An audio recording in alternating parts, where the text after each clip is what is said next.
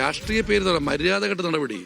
ഞാൻ ചോദിക്കട്ടെ, സുബ്രഹ്മണ്യന്റെ പേരിൽ കേസെടുത്തതിന് FIR ഞങ്ങൾക്ക് ലഭിച്ചു. അതിൽ മുഴുവൻ ബെയിലബിൾ ഒഫൻസാണ്. ബെയിലബിൾ ഒഫൻസായി കേസെടുത്തൊരു കേസിൽ ഒരാളെ വീട്ടിൽ കയറി വീട് വളഞ്ഞ് അസമയത്ത് അകാരണമായി അറസ്റ്റ് ചെയ്തത് കേരളത്തിലെ നീതി നിർവഹണ ചരിത്രത്തിൽ ആദ്യമാണ്. അതുകൊണ്ട് തന്നെ മര്യാദഘട്ട നടപടി, ഒരു ജനാധിപത്യ സർക്കാരിന് യോജിക്കാത്ത നടപടി, ഇതിനെ ഞങ്ങൾ എതിർക്കുക മാത്രമല്ല ഈ അനീതി പൊതുജന സമക്ഷത്ത് ഞങ്ങൾ എത്തിക്കുകയും ചെയ്യും. വ്യാജ ഫോട്ടോ ഷെയർ ചെയ്തിട്ടില്ല എന്നുള്ളത് കോൺഗ്രസിന് ബോധ്യപ്പെട്ട കാര്യം. അത് ഞാൻ പറയട്ടെ, വ്യാജ ഫോട്ടോ ഷെയർ ചെയ്ത് ഞാൻ ചോദിക്കട്ടെ, ഞങ്ങൾക്ക് ബോധ്യപ്പെട്ടിട്ടുണ്ട്. ഒന്ന്. രണ്ടാമത്തെ കാര്യം, ഇതേ കുറ്റമല്ലേ BJPയുടെ സംസ്ഥാന പ്രസിഡന്റ് രാജീവ് ചന്ദ്രശേഖർ ചെയ്തത്? നവംബർ മാസം 29-ാം തീയതി അദ്ദേഹത്തിന്റെ ഇൻസ്റ്റാഗ്രാമിൽ പോസ്റ്റ് ചെയ്ത കാര്യമാണ് മിനിഞ്ഞാന്ന് N. സുബ്രഹ്മണ്യൻ ഫേസ്ബുക്ക് പോസ്റ്റ് ചെയ്തത്. രാജീവ് ചന്ദ്രശേഖരൻ BJP നേതാവിനെതിരെ ചെറുവിരനക്കാത്ത പിണറായിയുടെ പോലീസ് രാഷ്ട്രീയകാര്യ സമിതി അംഗമായ KPCCയുടെ രാഷ്ട്രീയകാര്യ സമിതി അംഗമായ N. സുബ്രഹ്മണ്യനെതിരെ കേസെടുത്ത് അറസ്റ്റ് ചെയ്ത് കസ്റ്റഡിയിൽ വെച്ചിരിക്കുകയാണ്.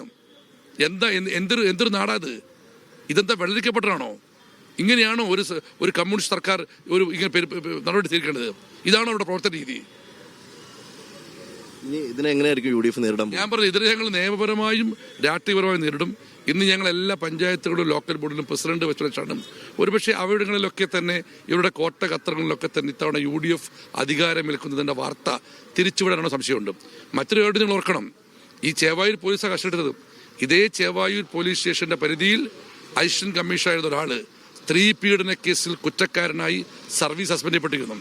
അവന്റെ പേരിൽ പെറ്റി കേസ് എടുത്തിട്ടില്ല. അവൻ വെരസ്റ്റ് നടക്കുക നാട്ടിൽ കൂടിയും. ആ നാട്ടിലാണ് ഈ അകാരണമായ അറസ്റ്റ്. ഏതായാലും ഈ കേസിനെ രാഷ്ട്രീയമായും നിയമപരമായും നേരിടുമെന്നുള്ളത് കൂടിയാണ് കോൺഗ്രസിന്റെ ജില്ലാ അധ്യക്ഷൻ പറയുന്നത്. കോൺഗ്രസ് നേതാവ് N. സുബ്രഹ്മണ്യത്തിനെതിരെ കേസെടുത്ത് അദ്ദേഹത്തെ കസ്റ്റഡിയിലെടുത്തിരിക്കുകയാണ് ഇപ്പോൾ പോലീസ്. കലാപാഹ്വാനത്തിനാണ് വകുപ്പ് ചുമത്തിയിരിക്കുന്നത്. അതായത് മുഖ്യമന്ത്രിയും ശബരിമല സ്വർണ്ണക്കൊള്ള കേസിലെ പ്രതി പോറ്റിയുമായുള്ള ചിത്രമാണ് അദ്ദേഹം സമൂഹമാധ്യമങ്ങളിൽ പങ്കുവച്ചത്. 2 ചിത്രങ്ങൾ അദ്ദേഹം പങ്കുവച്ചിരുന്നു. അതിൽ ഒന്ന് നേരത്തെ മുഖ്യമന്ത്രി പങ്കെടുത്തൊരു ചടങ്ങിലെ വീഡിയോയിൽ നിന്ന് ക്യാപ്ചർ ചെയ്ത പടമാണ്.